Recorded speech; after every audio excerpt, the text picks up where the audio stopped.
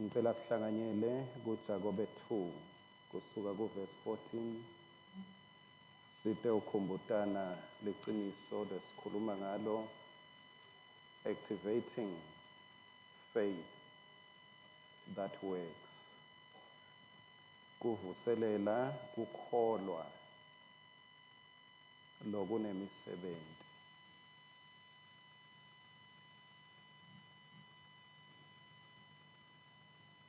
Bazalwane bami, kusitani ukuthi umuntu athi uyakholwa kodwa abe angenawo umsebenzi, kepha abe angenayo imisebenzi. Kungamsindisa yini lokukholwa kwakhe? Nangabe umzalwane noma umzalwanekadi bahlubulile beswele nekudla kwemalanga onke, bese-ke lo munye emkhathini wenu uthi kubo, hambani ngekuthula nifuthumale nesuthe, ngaphandle kwekubapha lokho labakudzingako emtimbeni. Kusitani lokho? Ngakho-ke nangabe kukholwa kona ngekwako kungenayo imisebenzi kufile. Kepha lo munye mangabe kukholwa ngekwako kungenayo imisebenzi kunjani? Kufile. Nako lokugcizelelwako mangabe ubona umzalwane wakho. Kukhulunywa nebazalwane lengikholwa ukuthi kusho ukuthi sonke njengebazalwane kufuna singadicabangi kakhulu ukuthi engabe bayangibona yini ukuthi ngeswele, kepha kufuna sicabange kakhulu ukuthi engabe ngingabasita ngani labeswele. So kukholwa akube nemisebenzi. Kuliqiniso ukuthi mawuphila kulabanye bazalwane batakubona, kepha singahambi kakhulu ngengcondo yekufuna kubonakalisa kweswela kwakho. Hamba ufune kubonakalisa kukholwa kwakho, ngoba kukholwa kufuna kubonakala nangekuhlangabeta tidzingo talabanye, ngekuhlangabeta tidzingo talabanye. Yes, liyachubeka lithini ke? kepha lo munye angathi, wena unekukholwa mina nginemisebenzi. Ngikhombise kukholwa kwakho ngaphandle kwemisebenzi, nami ngitakukhombisa kukholwa kwami ngemisebenzi yami. Uyakholwa ukuthi uNkulunkulu munye, wenda kahle, nemadimoni ayakukholwa lokho athuthumele. Wena silimanzini, uyafuna yini kukhonjiswa ukuthi kukholwa lokungenamisebenzi kulide? Khokho wethu Abrahama ngesikhathi anikela nga-Isaka umsa wakhe elatini, akazange yini emukelwe nguNkulunkulu ngekuthi ulungile ngemisebenzi? Uyabona-ke ukuthi kukholwa kwasebenta kanye nemisebenzi yakhe, nekuthi kukholwa kwakhe kwapheleliswa ngemisebenzi yakhe. Ngakho kwagcwaliseka umbhalo lothi, Abrahama wakholwa uNkulunkulu, ngenxa yekukholwa kwakhe uNkulunkulu wamemukela njengemuntfu lolungile, wase ubitwa ngekuthi ungumngani waNkulunkulu. Yes, kukholwa kwakhe wakubonakalisa kwagcwaliseka ngemisebenzi yakhe. Kukholwa kwakhe wakugcwalisa ngemisebenzi yakhe. Sento sakhe lesikhulu sekukholwa ukuthi uNkulunkulu ukhona, kwaba kungesikhathi anikela ngendvodzana yakhe. Lo uNkulunkulu longabonwa ngeliso lenyama, Abraham waphila in the consciousness of his presence. Bekaphila kwangathi uyambona. Makamikisa le ndodzana yakhe, bekanemcabango ukuthi uNkulunkulu uyangibona. Ngisahamba nemntwana wami uyangibona. Ngisambeka kuleli lathi uyangibona. Vele uNkulunkulu wakhuluma. Ngoba naye lesento sakhe sekukholwa wasenda saphatheka ngemisebenzi yakhe. Kwenda kwethu asikwende njengebantu labathi ngisenda lesendo lesi uNkulunkulu unjani uyangibona. wena ungabona umuntu lo weswele umuphe ubona ibasket uthi uyanikela, but let us make alive our faith through what we do.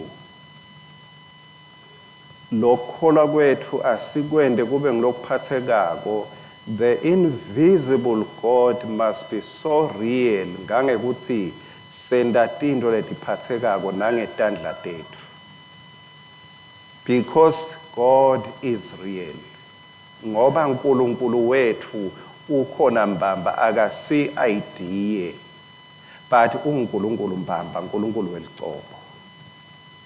Ngetendo tethu sifakazela ukuthi Nkosi ngiyakholwa futhi wena ukhona ungumvuzi walabakholwa nguwe. Ungumvuzi walabakholwa nguwe. So tendo tethu kumele ukuthi tibonakalise yini Jesu labeka yenda kubantu labakaswele beka bapha kulabahluphekile beka basida. Njengaloku Jesu enda nathi senda kanjalo. Sibonakalisa ukholwa kwethu luthando lwaNkulunkulu. Liyachubeka 20 bani 24. Niyabona ke ukuthi umuntu wemukeleka kuNkulunkulu ngekuthi ulungile ngisho nangemisebenzi hayi ngekukholwa kuphela. Ngiyajabula ukudobelela okumcoka kakhulu ngisho nangemisebenzi hayi ngekukholwa kuphela. Kusho ukuthi letinto letingithule leti ngemathe nelwimi ngeke uhlukanise kukholwa emisebenzini. Ngoba ezulwini ngeke ungeniswe imisebenzi kufuneka kukholwa.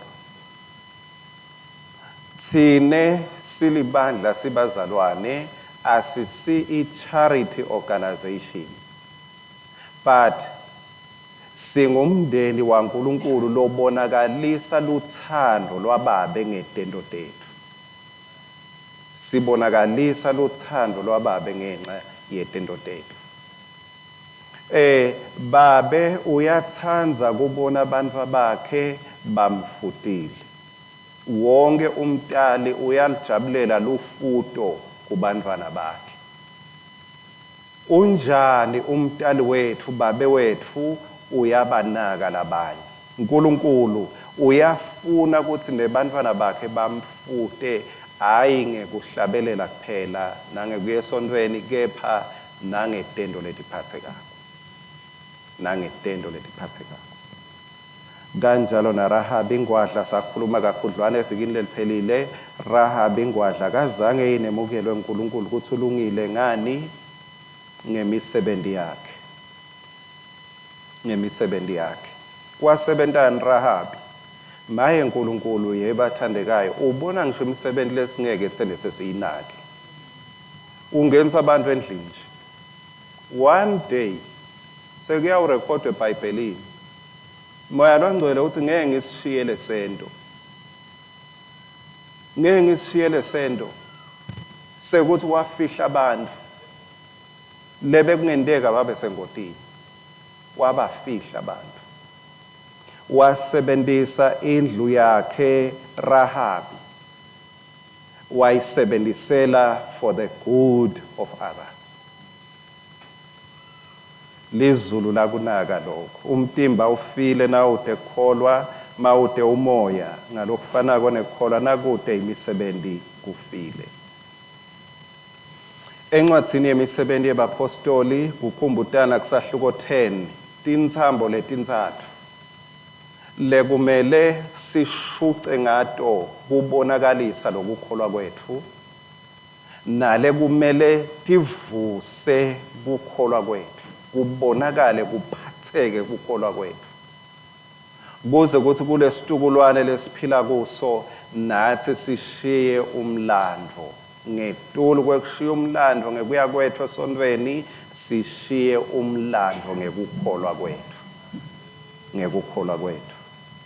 Siyakhumbula ukuthi Corneliyo wasebenzisa umthandazo kwathiwa umkhuleko wakho netento takho tekupha. Corneliyo uphinze mawufunza 30 na 31 emahumusho lamanye ukhuluma nge-fasting, ngekuzila. Letinto letintsatfu atibe ingcenye yekuphila kwakho, tingene engatini yakho. Live in the consciousness of prayer, fasting, and giving. Sebentisa naku lamhla lengitawutsi kumbe tingadlangadla. Ake sewukusebentise njengabogandaganda labakhulu. Labo gandaganda labangavami kuhamba nje noma nini noma kuphi.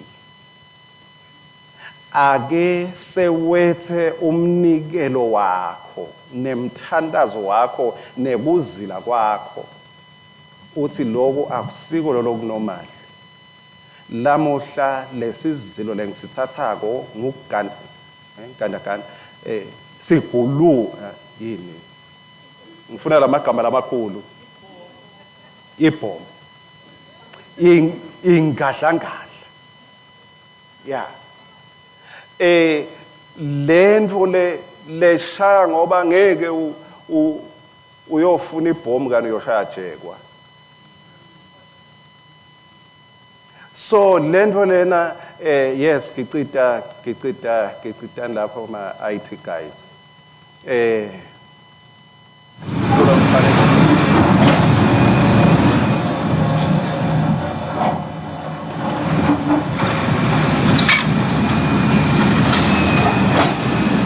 Akube kukholwa kwakho lokhu.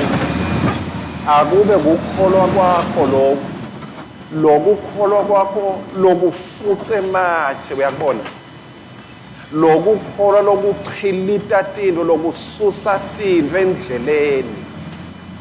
Lokukholwa lokungababadi ukuthi maye ngivimbelekile ngidawuthini kepha lokukholwa lokususa tinto ematshe lasinza. Lo mthandazo wekufuca tinto, umthandazo wekukhweshisa tinto. Nalona solo ngiyo ingadlangadla yakhona. Lena ivula indlela labe ingahambi khona. Extending your territory. Kukholwa kwakho kuthandaza kwakho yebo siyamkhumbula Jabesi emthandazweni wakhe Nkosi extend my territory ake sewuthandaze but bese uthi ngale fasting ngale giving ngale prayer I'm extending my territory. Ngisusa indzaba ngihlephula indzaba ngivula indlela la beyingekho khona. Futhi leti ngadlangadla letintsathu letinye dekudemolisha letinye dekudestroya. Ngingenela kulesizilo lokupha kwami I am bringing down the strongholds. I am demolishing the powers and forces of the enemy. Angeke ngibe ngibabata titezi kepha I am mighty to pulling down the powers and forces of the wicked one. Ungayethi moto entebani. Kepha. Thank you. Mawubona labo ganda laba. Akusibo be honeymoon. Ngeke ubone a young man and a young woman bakibele leti pamlet bathi siya honeymoon ubone Spaka George Hotel behla siku honeymoon. Ngeke uthathe leti ngadlangadla leti uye ngathi uyokwenda shopping. Leti ngadlangadla tiphuma on a special assignment. Waze watibona leti ngadlangadla mangabe nje ubona sihamba ngala wakhe khona uye ungacabanga ukuthi kukhona labashadile uye ucabanga ukuthi kusho ukuthi kunenzaba le yawususu. Employ fasting, prayer and giving ngange ukuthi nguwe lo watiko ukuthi lesikhulumba sichashwe ngimi lo yosusa inzaba labanye ngeke baconza ukuthi wase unikela kanje wase uthandaza kanje sewufuna indvodza yini noma ufuna umfati noma ufuna abanibani yathi ukuthi I have employed the services of this creator because there's a stone on my way that I want to push. Kunelitshe lelivimbela mina lengifuna ukulisusa kukholwa abazalwane akusuba ngilokuloku senda sibe nesikhathi sekuye esontweni akube kukholwa lengatiko ukuthi kunetindo lokuthi ishintshako kunetindo lokuthi isusako. Incwadi yaIsaya umsebenzi waJesu kusahluko 61 verse 4 uthi bayawutakha kabusha ongcesi bayawutakha kabusha tindzala takadzeni bayawutakha kabusha tindzala takadzeni bativusetele tindzawo letabhidlitwa kadzenitseni bayawuvusa kabusha emadolobha lahihlitwa labhidlitwa etitukulwaneni tasendulo. Sonke sibantfu sinema record in our history emindenini lekhomba tindvonga letahihlika.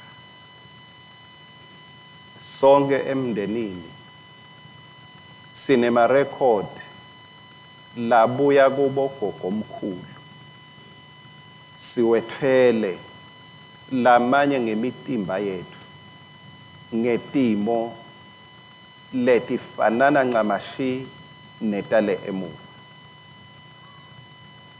Jesu kulesi profeto masafunza le kuLuka afunza lesi profeto lengcenye le lomsebenzi lafike awende kumuntu wekushintsha impilo yakhe nyalo akayishintsheli ukuthi wena ube kahle nje kepha uyishintshela ukuthi sewakha umlando lomusha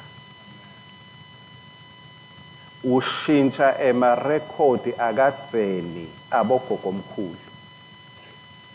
Kukholwa kwethu akukamele kube kuhle ngoba kukithi kuphela kepha kumele ukuthi batukulu bebatukulu babone the impact of our faith. Babone uyabona nje lemigwaco lena nalona wakithi uvulwa bobuganda labamatima bantwana bebantwana bayawukhanza lomgwaco kumbe unje noma umuhle kakhulu kuyawunyathela ngoba kunyatselela boganda labamatima ake unyathele ngefaith yakho lengigandaganda ngisho batukulu bafike babone ukuthi kunemuntu lobekakholwa hayi lobeka esontweni kunemuntu lobekakholwa. Kunelijaha noma lomunye umuntu wengosi lengidibane naye eklasini bafundzisa ngaye bakhuluma ngesibonelo nge-impact lebakhona kubantwana nasesitukulwaneni ngetintfo letidliwa bomake ngesikhathi bakhulelwe. eGambia le research yendiwa khona kunesikhathi semvula July to November. It's a rainy season. Kudla lokunye lokutholakala during the rest of the year labathi dry season akufanani akubi khona ngaleso sikhathi. Kepha imvula yenda liqiniso ukuthi kube kunenglo lokuhlata. So umuntu lotetfele ngaleso sikhathi leso udla kakhulu lokuhlata. Uma babelekwa labantu laba khulelwe during that season yekudla lokuhlata kakhulu, impilo yabo iba ngileyehlukile from bantu labatalwe during the dry season. Impilo yabo ayifanani.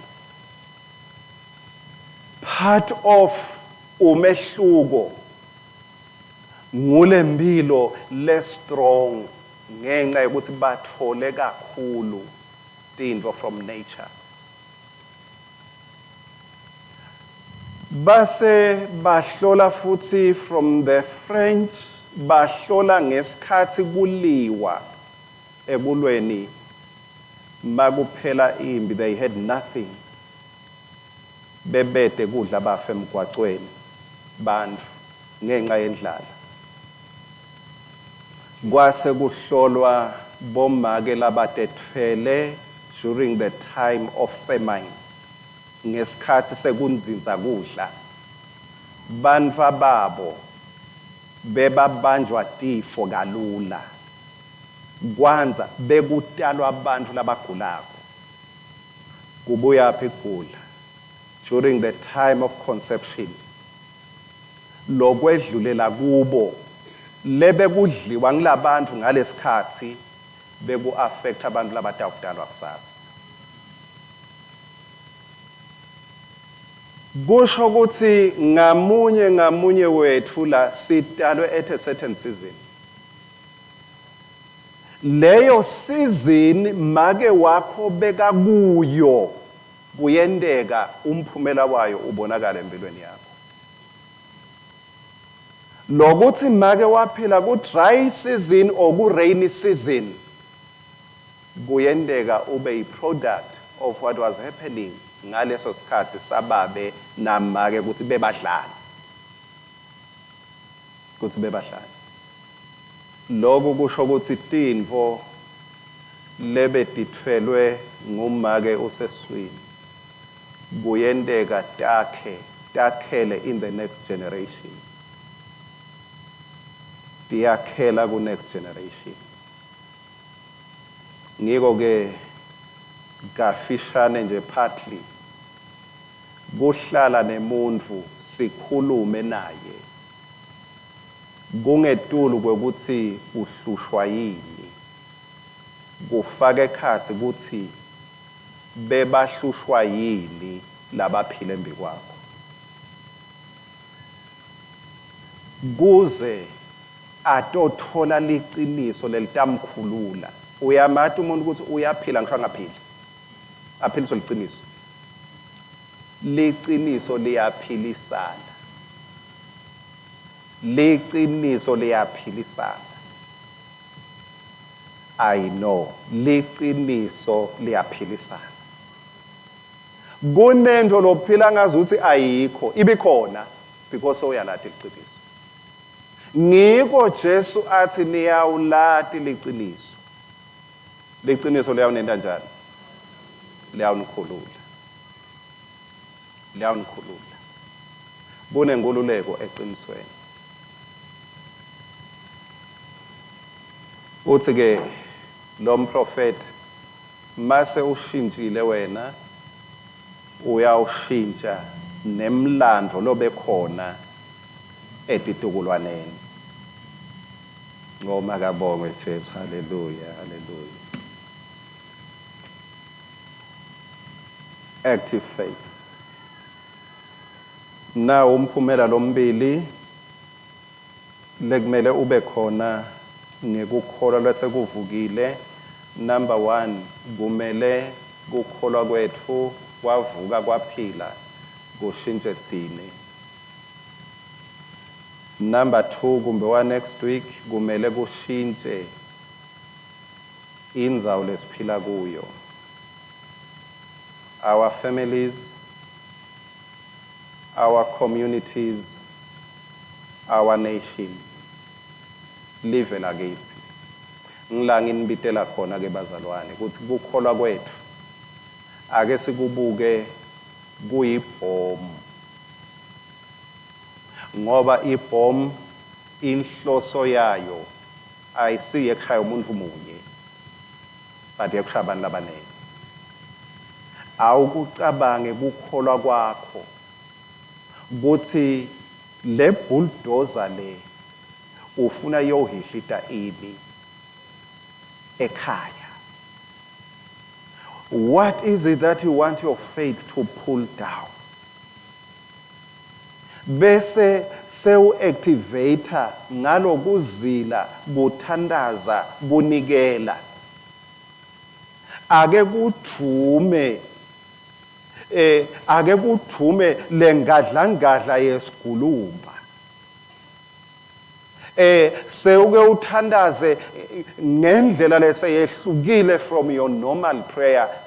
Lokuhlukile may not be shouting, may not be in hours, but ake kube nemehluko wekuthi uyabonyalo asesile sigulumba sekulima nje kepha sengilele sivula tindzaba. Lo mthandazo akusesilona wekubusisa timo kepha sengilo wekugucula timo. Lo mthandazo akusesilo wekusurvive simo, but lo mthandazo lo wekususa lesimo. I don't want to survive, but I want to have an impact. Ukhona lo mthandazo wekuthi awunkosi siyabonga ukuthi usigcinile, uyawubona loyo. Umnanzi ukahle. Kepha siyawudzinga nalo mthandazo lothi Nkosi sengishintsha umlando wako konke lokho kwendeka la. Sengishintsha umlando. Ngishintsha umlando. Umlando wephuya ngiyawucosha la. Kuthume umlando wokuthi balakha abantu abokufa nganasifo nawo uyawushintsha la. Ake kuthume laboganda labakhulu emthandazweni wakho, emnikelweni wakho, uphethe imvilopho lo watikwa ukuthi Nkosi ngale imvilopho le ngiganda lo matima akusiye lo normal, but Nkosi ngalo ganda lo kunenzaba le ngiyisusako. Kunenzaba le ngiyisusako. Kunenzaba le ngiyisusako. Angeke ngibe ngi-entertainer ukuthi bonke balakhaya bayafunza bahlala ekhaya. Angeke ngibe ngi-entertainer ukuthi bonke balakhaya bayalimala baba sedingodini. Angeke ngi-entertain Nkosi ukuthi la khaya ngidawushiya umlando lengiwukhanzile. Nkosi, I want to activate my faith so that I pull down the strongholds of the enemy. Lo kwahlanyeleka kubogogo omkhulu bekumele esikhathi sami ukuthi ngekukholwa kwami kukhona into leti tawushintsha. Transformation, lushintsho in your own life. Active faith transforms you before it can transform others through you. Jesu akafelanga ukuthi sigcine ema-record church attendance. Jesu akafelanga ukuthi sibe nema-record ukuthi hayi lamhla ngithandazile. Uma sisebenzisa into leti wrong, kukala kuchubeka nempumelelo ekukholweni kwethu, nemandla ako ngeke siwafake. Mangabe standard sethu kukuthi at least bayati ukuthi bengiyile sontweni ngithandazile. If we use wrong standards to measure our faith, we will engage in meaningless activity. Lokungeke kuchukulute lo lukholo lolugucula thina. Washo njalo umfarisi athandaza wathi hawu ngiyakubonga Nkosi ukuthi mina ngifana nebantu bonke. If we use the standard of men to measure our faith, nemfutho lesitawufaka angeke ube nemphumela. Praise God sitawukuya ezulwini, but angeke sishintshe lutho. La kufela Jesu kuthi kulethe lushintsho. La kufela Jesu kuthi kube nelushintsho. Transformation never happens in isolation. Lolu shintsho alwendeki noma ungaba serious kanganani, mawethwana. Lolu shintsho lolunemandla alwendeki uwethwana, not in isolation. Lamuhla ngidawuthi uthi ngabantu labangu-2, 1, you need to partner with God. You need to partner with God. You need to partner with God. Mangabe ukupartnership nemuntu uyamatisa ngekuhamba kwakho ngetinhlelo takho. Mangabe seyikhona imali na partner wakho wenda njani, uyayithola akakwati ngetinhlupheko kuphela. Kepha nangesikhathi sekukuhambela kahle, partner must know. uNkulunkulu wakho akabe so much part of you. Ngangekuthi uyakwati kushayeka kwakho nebunjinga bakho uyabati. Nebunjinga bakho uyabati. Nebunjinga bakho uyabati. Ngoliqiniso bathandekayo, Timotethu vele katifanani. Kepha kuyendeka lo munye umuntu nihlanganiswe nje ihlupheko noma yakho noma yakhe. Akukamele uNkulunkulu siphile kanjalo. Akamele sihlanganiswe ihlupheko naNkulunkulu kuphela. Asibe ku partnership with him. Why? Because he has divine resources. Unemithombo lengashi simakazi. Unetiyalo letingavaleki. Kunamoya loyingcwele. Nacishe ngathi mathuthula. Kunamoya loyingcwele moya waNkulunkulu. When we partner with him, unema resources lesingenawo. Lata usenda kuthi leto tindzaba lestiwisako tiwe kalula. Noma ngabe betingeke tiwe kuwe, kepha kuye tiyawukuwa. Partner with God. Kwesibili, partner with others. Partner with others. Tihlanganise nemuntu noma nebantfu labanetintfo longenato wena. Babuke bantfu ngeliso lekuthi engabe yini leyehlukile etintfweni lenginato lanako. Tayelana nabo bonke bantfu, but mangabe kukholwa kwakho kutawuba nelushintsho empilweni yakho.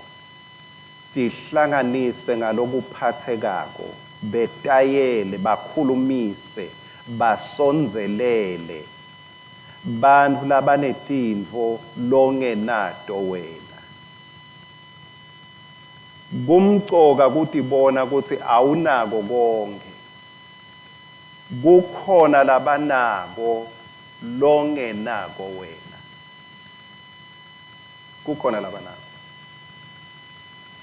Makabonge Jesu, makabonge Jesu.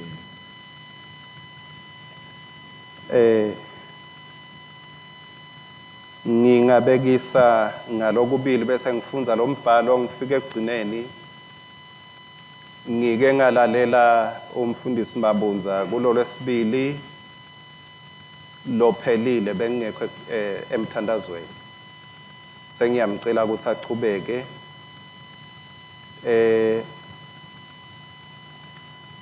Ngangihlaselekile lebe kubangwe uyamathi umuntu manatha kakhulu angakhona ukuhamba.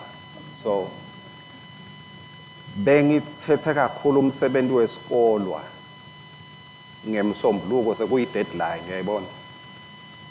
Kufuneka nje ukushaya 12 kube kuphelele. Ungaka ke ingcebo yenkosi busy. Basi sebenta gesi ahlacisha lapha hamba gesi. Uyabona ke konke kuhlangana la ku Pastor R. So ngalova ke but kule sharing yakhe ukhuluma sengilalela ukhuluma ngemana ngimangele ukuthi hawu bekunemana lebe ungeke uyibeke ngiyayathi leyo uyidle kusasa ngiyayathi nale weekend but ngimangele lelenze kakhulu le generation same mana kuthiwa wayibeka le itawubola kusasa kwathiwa lena ayibekele weekend but solo imana kwaphinde kwathiwa lena salo uyibekele generation solo imana hawu lena ayisaboli you shall know the truth kukhona lonako info wena longenayo waze wacabanga ukuthi wathi konke you will miss the faith that will set you free.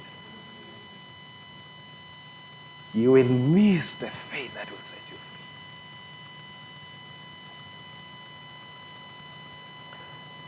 Kwesibili ngibonga uNkulunkulu ngemathuba la ngipha wona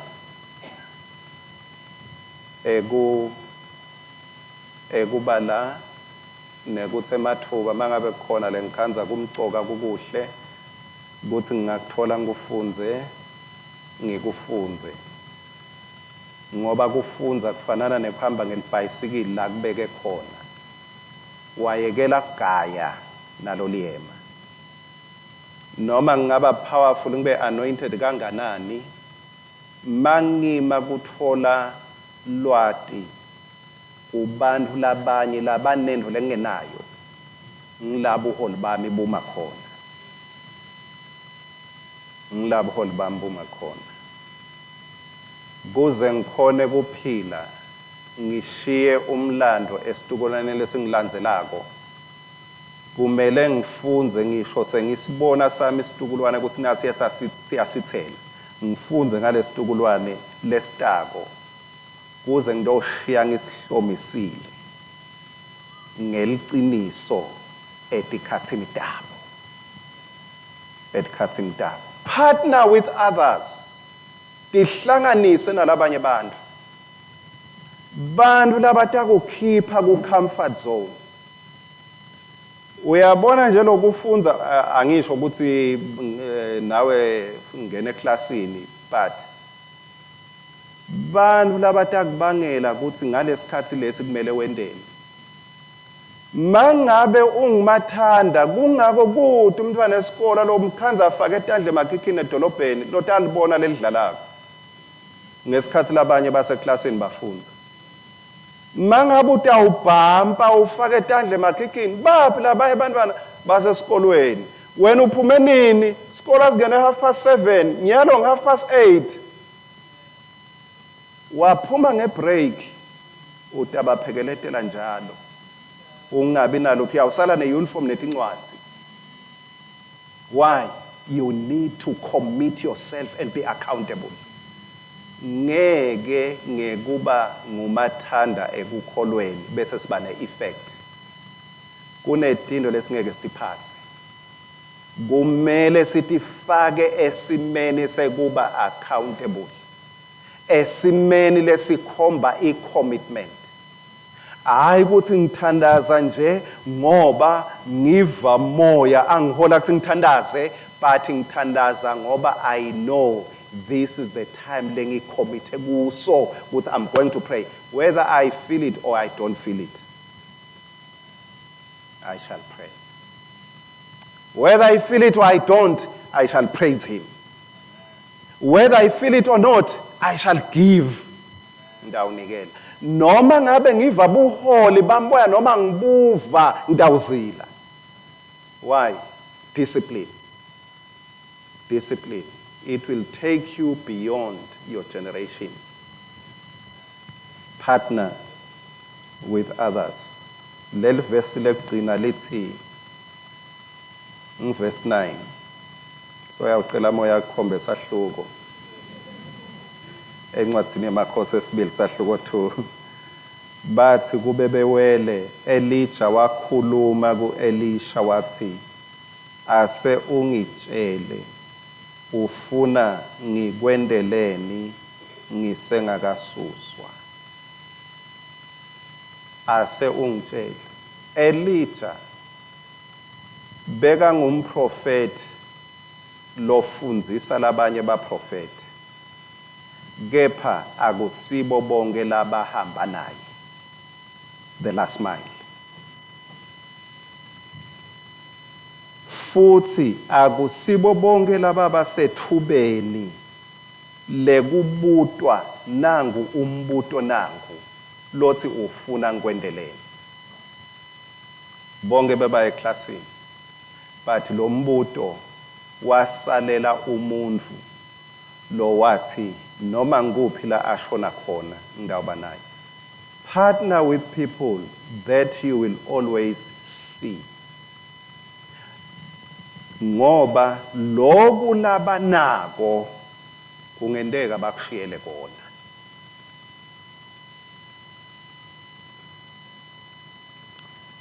Ase ungitshele ngikwendeleni ngisengakasuswa kuwe. Elisha waphendula wathi ngicela ukuthi ungiphe sabelo sebundlalifa, ngiyayithatha ke, sebundlalifa semoya wakho sesiphindwe kabili. Uthi ngifuna kuba indlalifa kwasho Bishop Shaw emcimbini webantu.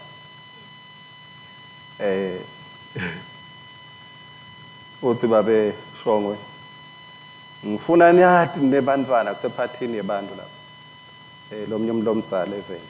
Ngifuna nathi nebantwana ukuthi zibanibane ungifakile kuwili. Ningamangali mase nibona tinkomo kuthiwa Danesh leli farm leli. Bekathi Shongwe sengihambe naye kakhulu ngangekuthi sengithatheka njengalomunye wala nami sengaqualifya kuba indlalifa yala. Hamba nebantu lotawukhanza bakufaka ngisho efeni labo. Labatakubalela tinto nawe labangakuhleplela tona noma ungasiwa khona. Make yourself qualify. You never transform in isolation. Uyadzinga ukuthi hlanganisa nebantfu. Uthi ngifuna kuba indlalifa. Verse 10 uthi Elijah wathi ucele into lelukhuni. This is the key. Ucele into lelukhuni. Uyakwati kucela into lelukhuni kumuntu lohamba naye. Ucele into lelukhuni. Noko yashintsha inzalo. Noko nawutangibona sengithathwa kotakuya njengesicelo sakho. If you shall see me. Akasasho ukuthi if you will pray hard. Uthi if you shall see me. The person you see is likely to share his or her inheritance with you. Yes. Lo muntu lombonako.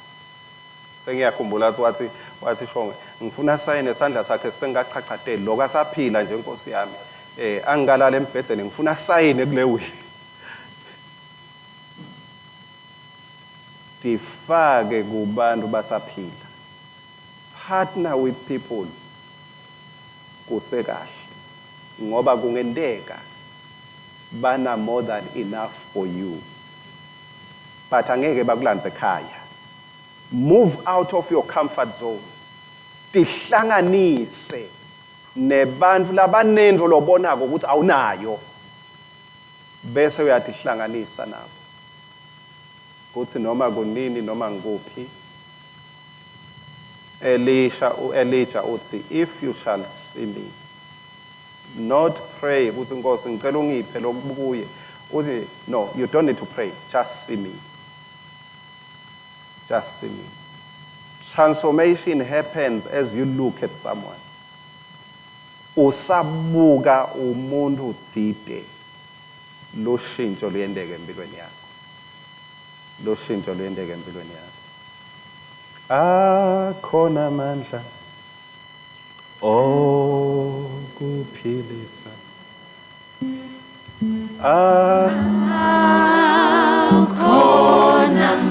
cela sisukume ke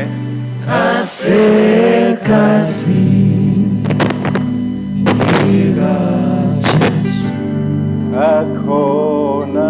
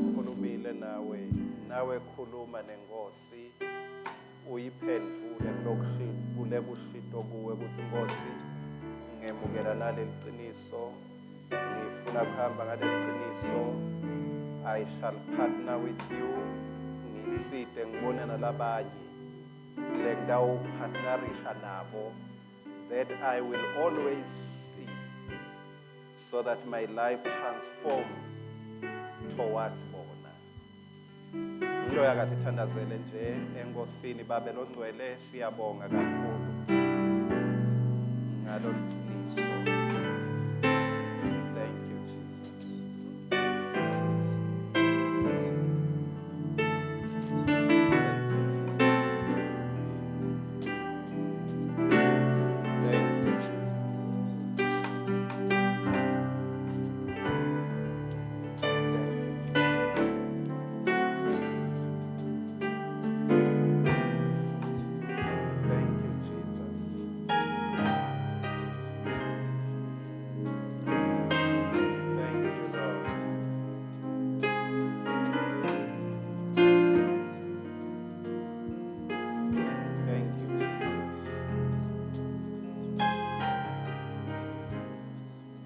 Thank you Jesus.